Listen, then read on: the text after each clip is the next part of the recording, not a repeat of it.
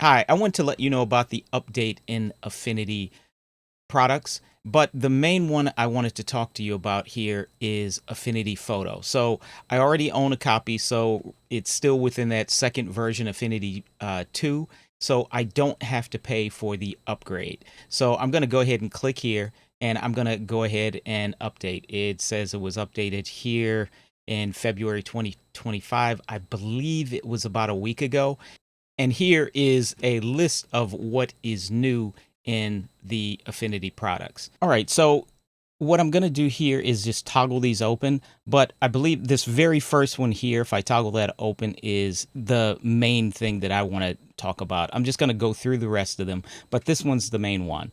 Object selection tool in Affinity Photo. And it's AI. They refer to it as machine learning. And from what I have learned is it is actually different from Photoshop's AI, from Adobe's AI. I don't think it will be as robust or, as accurate, but I'm going to test it out, and I've never tested it out before. I actually haven't installed the update yet, so you'll see me and do that install a little bit later. But what it does is you click on it, and it will automatically select the subject. In Photoshop, I teach an Adobe Photoshop class at a junior college, and one of the most difficult things to get the students to learn is how to make accurate selections. And once Adobe introduced the select subject tool, it made life so much easier.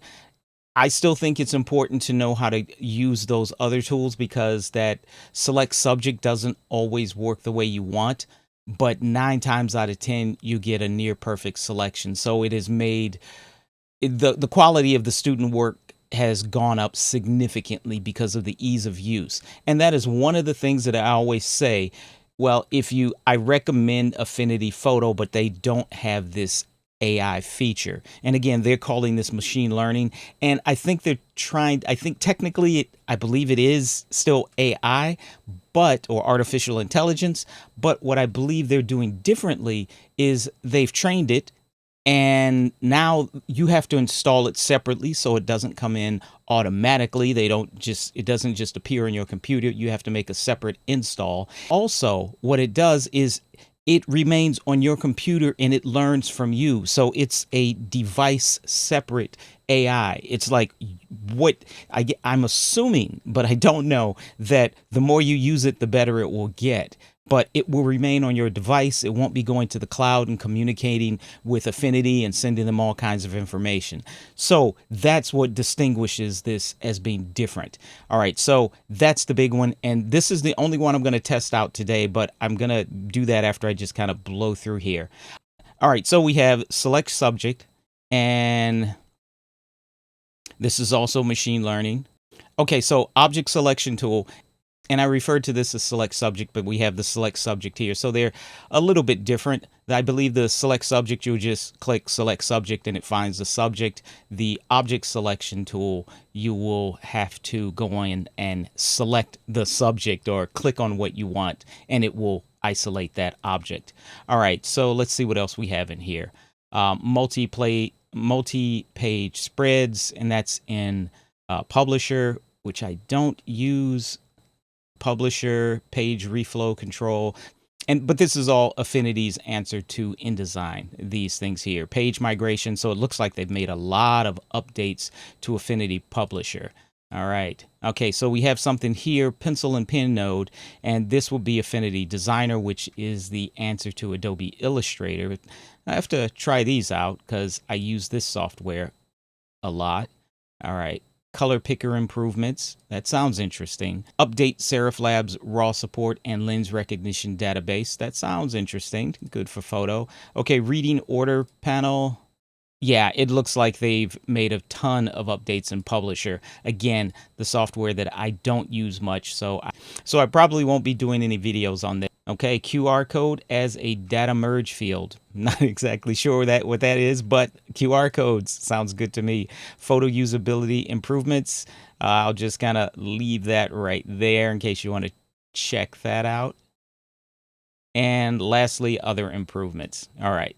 I'll leave that to you to read that. And here you can see the link. Okay, so and here's the URL. If you want to come here directly, you can type that in yourself. But let's get into it. I'm going to go download this now because I'm really excited to see how well it stacks up against Photoshop. All right, so where do I go from here?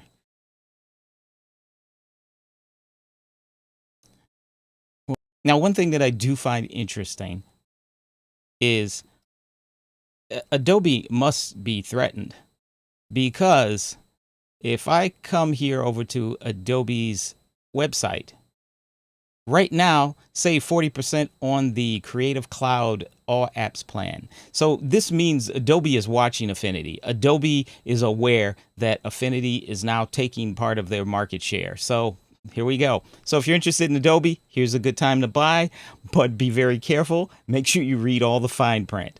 All right. All right, so the sale ends March 3rd. Right now, it is February 26th, so there's a few more days in that.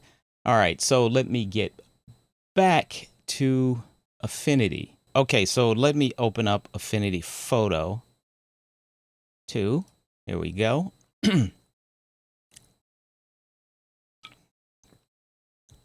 Okay, a new version of Affinity Photo is available. You have 2.5. Would you like to download it now? Yes, please. Install updates. All right, so we have installed now. Just click install and relaunch. Ooh. With your consent, we'd like to collect data about your usage. I'm sorry, but I just don't feel comfortable with that. All right, thanks for updating to 2.6. What is new? All right, I think we already know that. Well, let's click on it. Let's see what it takes me here. Never mind. All right, let's create a new document. All righty. Now, hang on. I have a photo here that I often use because I think it's great because of this guy's hair. So we'll see what kind of a job it does with the background. Actually, let me open this up in Photoshop, and we're going to compare the two. So we still have a little work to do, because when I click on this little owl, you will see it's going to ask me to install the software. So I'm going to come here and do this in Photoshop first. Here in Photoshop, I'm going to select this top layer, and I'm going to go select subject. And it made a selection. Now I'm going to come down here and make layer mask. All right, so you can see it wasn't perfect. I mean, there's definitely ways that I can improve this to make this better, but you can see the selection. Now I'm going to try this in the new Affinity Photo. And when I click on this little object selection tool, it says machine learning models. The object selection tool requires the segmentation model manageable. Okay, settings. All right. So now I need to click on both of these, I assume. I'm just going to select them both. Install. And install. All right. So I've installed them both. Close. All right. Now I believe I'm going to have to reinstall, close and reopen, but let's see what happens. I'm going to click on it. Whoops. Let me select my layer and try this again. Select. Oh, okay. So I chose the object selection tool. This isn't quite the same. Hang on. So for what I did in Photoshop. So with the object selection tool, I will click on it and I move my cursor on top of the image. Although it looks like I have to select this lens as well.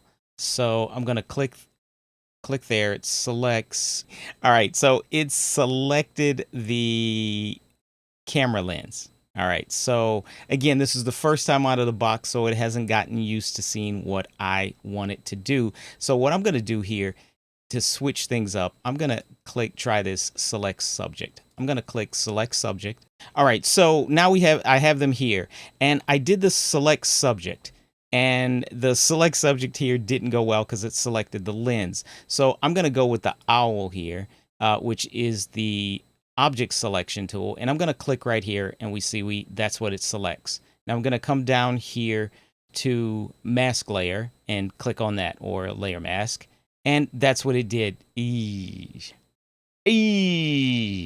All right, that's that's disappointing. All right, so let me go back to Photoshop so you can see this was Photoshop with select subject. It's just a little, a little bit of the edge here, and this area right here needs to be cleaned up. So I'm gonna come back to, first I'm gonna edit this layer mask here because it's a quick, easy fix. And I'm gonna make my brush a little larger. Whoops. I'm gonna hit deselect and X. There we go. And I'm gonna just fix that, just so you can see what an easy fix that is. But it did a terrible job with this hair using the quick selection. But this is the advantage that I see with Photoshop, is this is so easy. A novice can get these kind of results using select subject. All right, now I'm gonna go to my history panel here. I'm gonna take this back to main. Okay, so now to keep apples to apples, I'm going to use the object selection tool here in Photoshop. So you can see I can move my cursor right on top of it. It selects it, but you can see it's doing the same thing. It's selecting the lens or the man. But again, that's an easy fix. But I'm going to click one time, and you see it made its selection. Now I'm going to use the layer mask. Boom. And all right, let me hit the brush tool to fix this layer mask. And I'm going to paint that out. Now you can see there's a huge difference here. There's a huge difference. I am a little disappointed in what they're doing here, but they're only improving.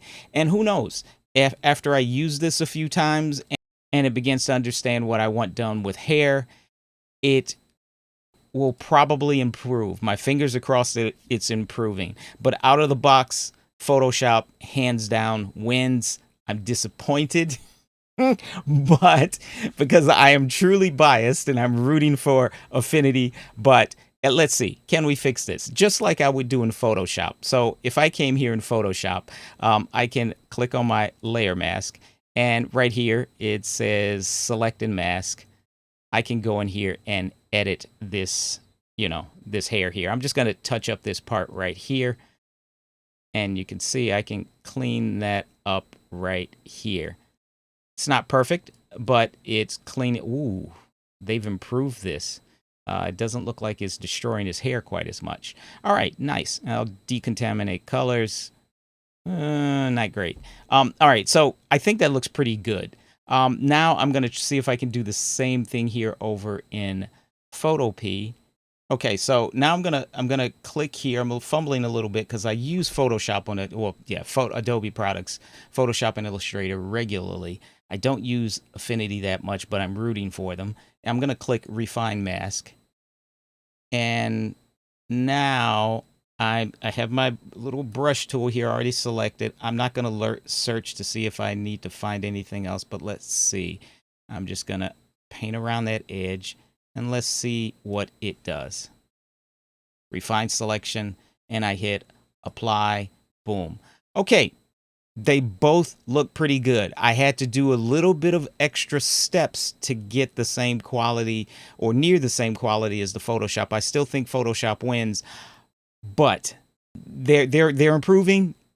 They're not quite there yet. My fingers are crossed for Affinity. I'm rooting for the underdog. But with my first time trying this out, Photoshop still seems to have the upper hand. So the win goes to Photoshop, but Affinity is close on their tails. And again, from what they say, this machine learning will learn from what I do on this computer. So we'll see what happens. If I see any improvements, I'll make another video in the future and let you know those improvements. So we'll see. My computer has to, my version of Affinity has to learn. It's just still a little baby right now, theoretically. So let's see what happens in the future. I just want to add this little quick note. The machine learning is done on my device in this closed ecosystem, but I am not 100% sure if it's going to develop as it learns my habits and things like that. But we'll see. I'll keep you posted. And I highly recommend checking out Ethan Robbins' video, Why Affinity's AI Update Should Worry Adobe. The link is down in the description. That's where I got some of the information that I shared with you here. He also goes into the process in a bit more detail than I did. I just kind of glossed over it. But check it out, gain a little bit more knowledge, and I'll see you in the next video.